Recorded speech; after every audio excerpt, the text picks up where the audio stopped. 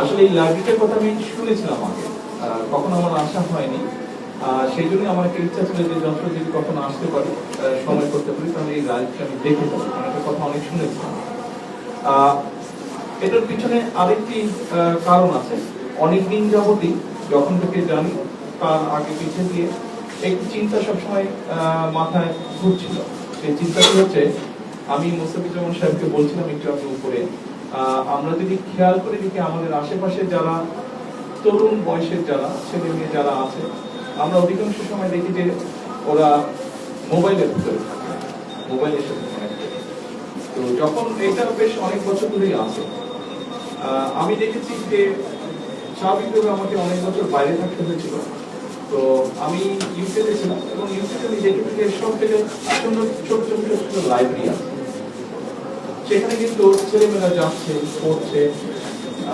একই সাথে লন্ডন শহরের আরেকটা বৈশিষ্ট্য হলো, লন্ডন শহরে কিছুদিন পর পর খোলা মাঠের মতন আছে, ওপেন স্পেস আছে, এবং সেখানে বিকেল বেলায় বাচ্চারা খেলছে।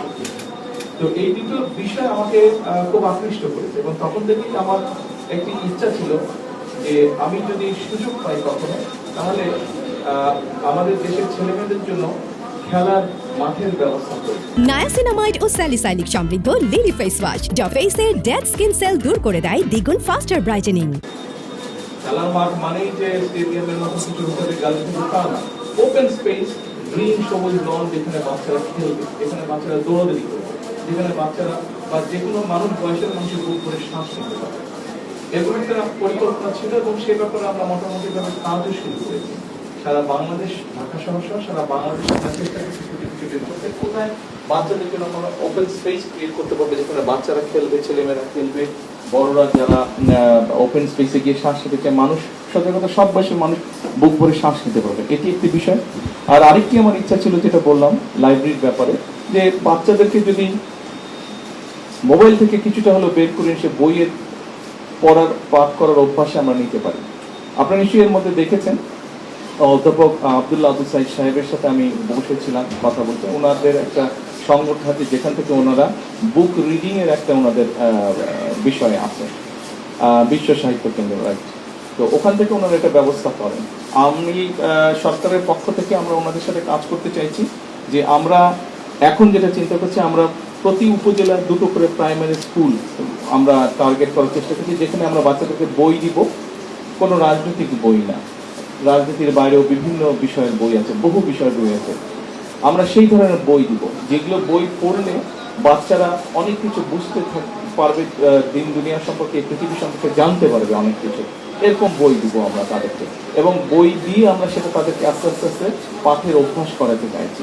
এবং শুধু তাই নয়, এই বইটাতে সে যেটা পড়বে তাকে তাদেরকে দিয়ে দেবো, এবং এই পড়ার বিষয়টা সে পড়লো, এই বিষয় টোটাল বিষয়টাকে আমরা পরীক্ষার ভিতরে ইন্ট্রোডিউস করতে চাচ্ছি। অর্থাৎ সেইটার মধ্যে থেকে প্রশ্ন হবে, সেটার মধ্যে থেকে তাকে জিজ্ঞাসা করা হবে, সেটার মধ্যে থেকে তাকে পরীক্ষায় পাস করতে হবে। অর্থাৎ বই পড়ার অভ্যাসটা, প্র্যাকটিসটা আমরা গড়ে তুলতে চাইছি। বাচ্চাদেরকে মোবাইল থেকে বের করে নিয়ে এসে খেলার মাঠ এবং বইয়ের মধ্যে নিয়ে আসতে চাইছি। এটা একটি পরিকল্পনা আমাদের আছে, কতটুকু সফল হবে সেটা হচ্ছে পরের ব্যাপার, আমরা শুরু করতে চাচ্ছি। তা আপনাদের মতন মানুষদেরকে যখন দেখি, তখন আর আমরা উৎসাহ পাই, আমি ব্যক্তিগত উৎসাহ পাই, যে আমরা তাহলে নিশ্চয়ই এখনো যখন বই পড়ার মানুষ এত রয়ে গেছে, নিশ্চয়ই আমাদের এই কাজটিতে আমরা সফল হব। তো আপনাদেরকে আবারও ধন্যবাদ এবং শুভেচ্ছা জানাচ্ছি যারা দায়িত্বে আছেন, এবং আপনাদের কাছে প্রত্যাশা থাকবে সরকার যখন এই কাজটি আমরা শুরু করব, আমরা ওনাদের সাথেই করব। আব্দুল্লাহ আবু সাইদ সাহেবের যে গ্রন্থাগারটা আছে বিশ্ব সাহিত্য কেন্দ্র, ওটার সাথে আমরা কাজ শুরু করব। তখন আপনাদের মতন মানুষ যারা সারা দেশে আছেন, তাদের সাহায্য সহযোগিতা লাগবে, তাহলেই আমরা কাজটা দ্রুততার সাথে করতে পারবো। সকলে ভালো থাকবেন, সকলে সুস্থ থাকবেন।